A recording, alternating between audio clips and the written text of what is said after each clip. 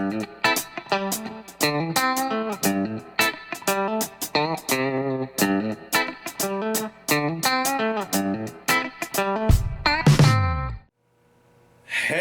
everybody, how's it going? Stoudman coming back at you once again, and today we're going to talk about some things that I found at the dollar store. I like to go to the dollar store, and I have heard recently that they have been bringing back a lot of Blu-rays to the dollar store and some new DVDs.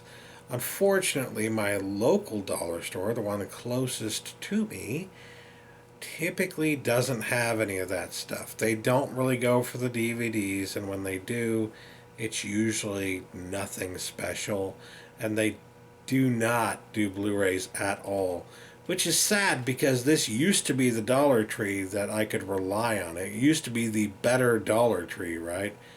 As opposed to the one I used to go to, right? Well, the roles kind of got reversed there. The not as good Dollar Tree became the better Dollar Tree, and so I figured, well, why don't I go check there and see if they have any Blu-rays there, since they've kind of proven themselves to be a much better, more reliable Dollar Tree over the last year or so. And I was not disappointed. I found a Blu-ray and a DVD worth picking up, but I also found something that's just kind of movie related. I don't know if it's related to anything else in my room, maybe, but I picked up this Star Wars pack of stickers based on the movie Star Wars The Force Awakens. I don't know if it's related to anything else in my room, though, so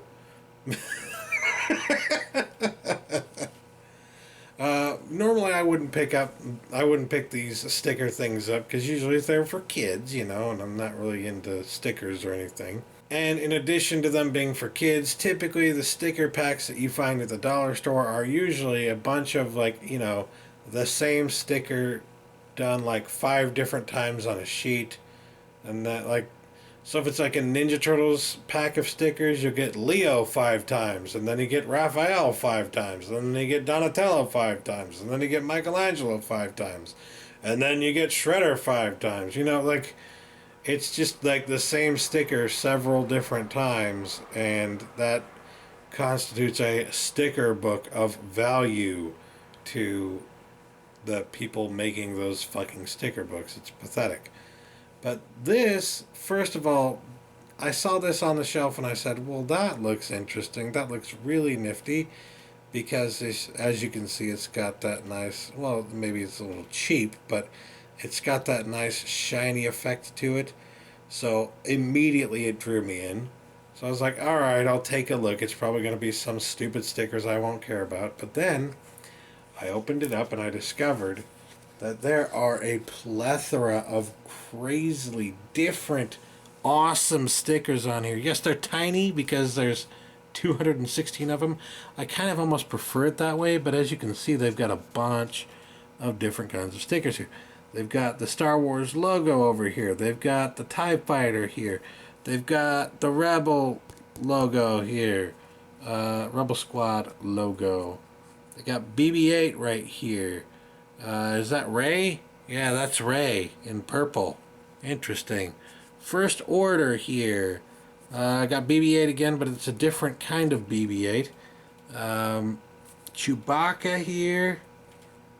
Let's see here. There's Kylo Ren.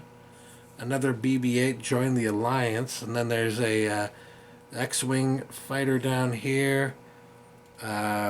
This has Captain Phasma and a couple of stormtroopers. Got Finn right here. Got the Star Wars logo, the old school Star Wars logo, and the Millennium Falcon here. Just got Millennium Falcon here. I think it's a different style. So when I saw that different style, the Chewbacca, I almost said Obi-Wan, but yeah. So when I saw that, and I was just flipping through, there's only 4 pages, but I'm flipping through, and I keep seeing all these different, ridiculously diverse Star Wars related stickers, and a lot of them look really cool, right? So I thought to myself, you know what? I'm going to pick this up because it's only $1, and there is enough variety in the kinds of stickers that I'm seeing and the styles of stickers that I'm seeing that I might as well pick it up. I will be fair and say that there are some duplicates, but the duplicates that they have here are like this. So I'll show you here. They've got the BB-8 here, right? This style of BB-8 shows up again, but when it shows up again at the bottom of this page here, it shows up in a square, slightly larger size. Again, they've got this BB-8 here. It's got BB-8 actually right next to it, the name right there, I mean. And if you look over here, they've got pretty much the same one here.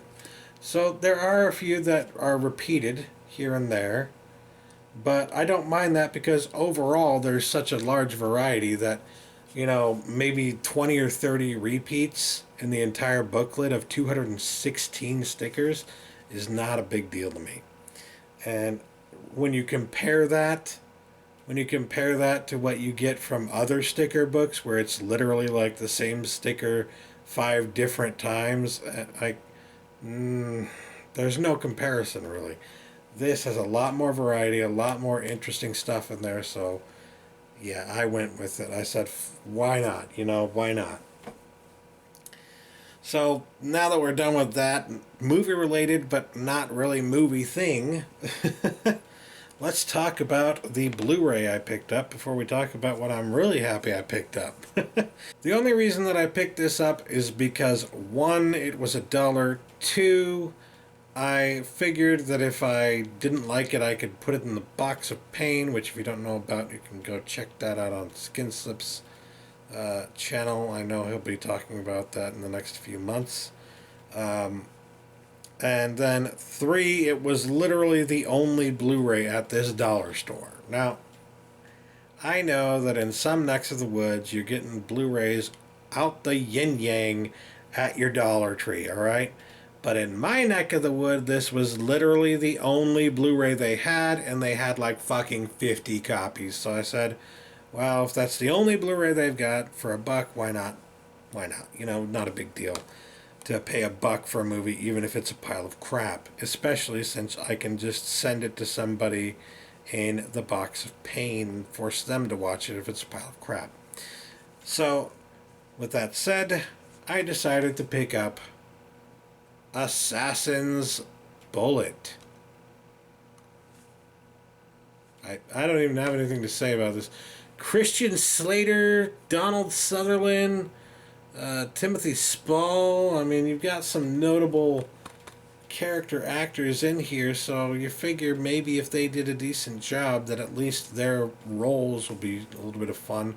From the trailer I saw, it didn't look horrible, but it also didn't look fantastic. It looked incredibly cliche, and that is a word I do not use frequently or lightly. But that being said, you know, it looks like a mindless little action flick that may or may not be any good or worth any merit whatsoever. Paid $1 for it. Don't really care if it was like the greatest bargain ever. It was still only $1 for a Blu-ray, and only $1 for something that I can get something out of. I can watch it and laugh at how bad it was if it was a bad movie, and on IMDb, the rating right now, from what I saw, was 3.6 out of 10. So clearly, people are not liking this movie. But yeah, I will probably check this out, and if I don't like it, it's going in the box of pain. What I'll do probably if I don't like it is that it's got a Blu-ray and DVD copy here. So I'll probably put the DVD copy here in like a little paper sleeve and put that in the fucking box of pain. And then I'll take the Blu-ray and I will sell the Blu-ray to a local store here. Probably even get more credit than the fucking $1 I paid for it. So that should be interesting. Let's see if I can pull that off.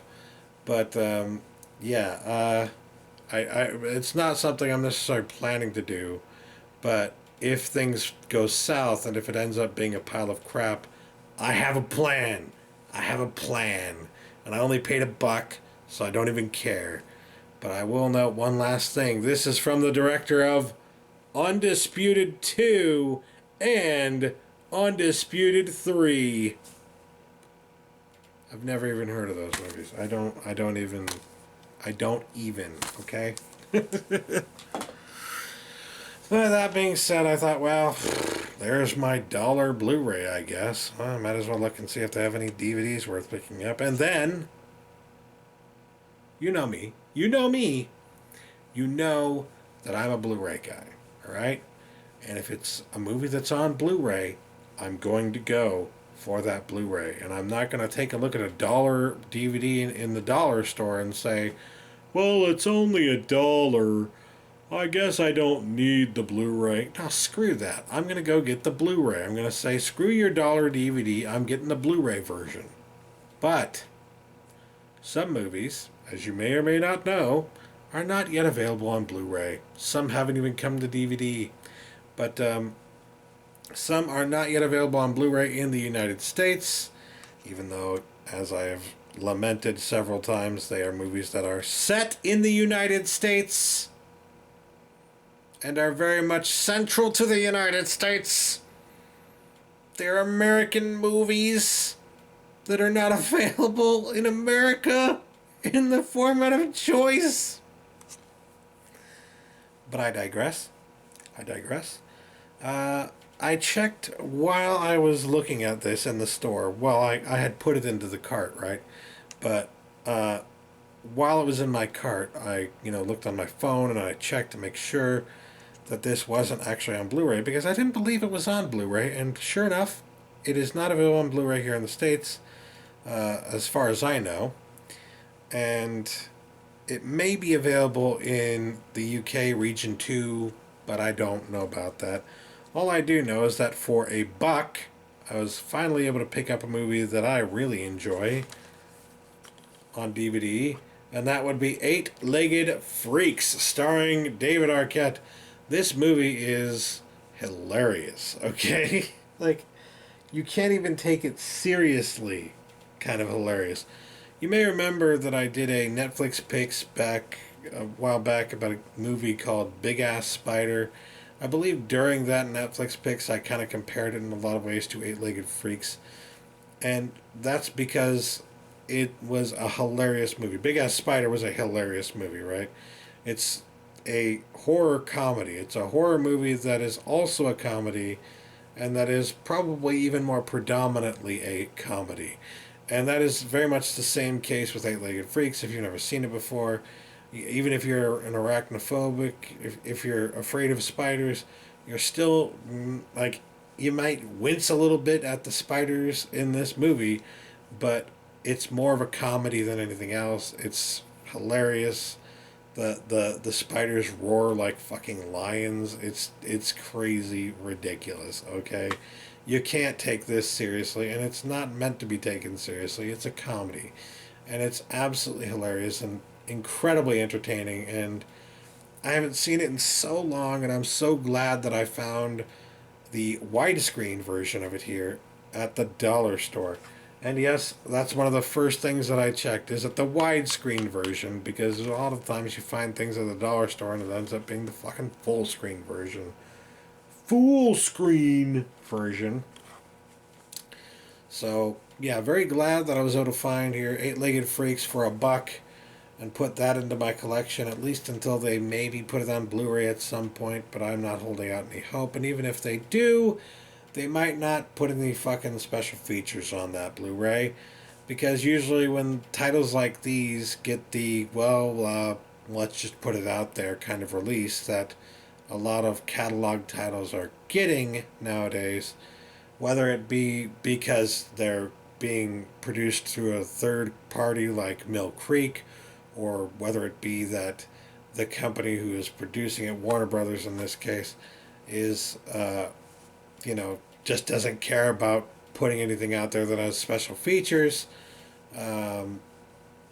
Whether one case, whether one of these or the others is the case, all you can really say is that chances are a movie of this caliber, a movie like this, of this genre, that is more of like a cult movie and is popular among a certain crowd, but not necessarily popular enough for a movie studio to think, well, let's put that out with a super special edition or anything like that. When you get something like that, and they actually put it out on Blu-ray, chances are you're not going to get all the same special features that you got on the DVD, and chances are you're not going to get any special features. So it actually is worth it if you are interested in special features to pick up the DVD version and to have the DVD version in addition to a potential Blu-ray release. So for $1, pretty damn good deal. And this comes with a bunch of special features actually, including a feature-length audio commentary by co-stars David Arquette and Rick Overton, director co-writer Ellery El-Kayem. I feel bad for not knowing this guy's name. And producer Dean Devlin. 8 spine-tingling additional scenes of spiders in action. That sounds almost disturbing. El-Kayem's award-winning short film Larger Than Life, which earned him the attention of the producers for the Eight-Legged Freaks assignment. Creepy Crawly Giant's essay. Oh, there's an essay on the DVD? Okay. Theatrical trailer is also included, but that is basically it. But hey, at least there are some special features on here, and I only paid $1 for it. You know, it's nice when you can find something that you genuinely want for your collection, and it's cheap, and it's at the dollar store. So, yeah, very happy about that, and that is all I picked up at the dollar store. Sadly, there wasn't anything else worth picking up. But I think that's a pretty nifty collection of things. The stickers here, the Blu-ray that may or may not be a giant pile of crap and a waste of time, and the DVD that I actually really wanted for my collection. Hey, I call that a fairly decent win. For $3. So yeah. That will do it for today. Thanks for watching, everybody. Catch you later. Peace.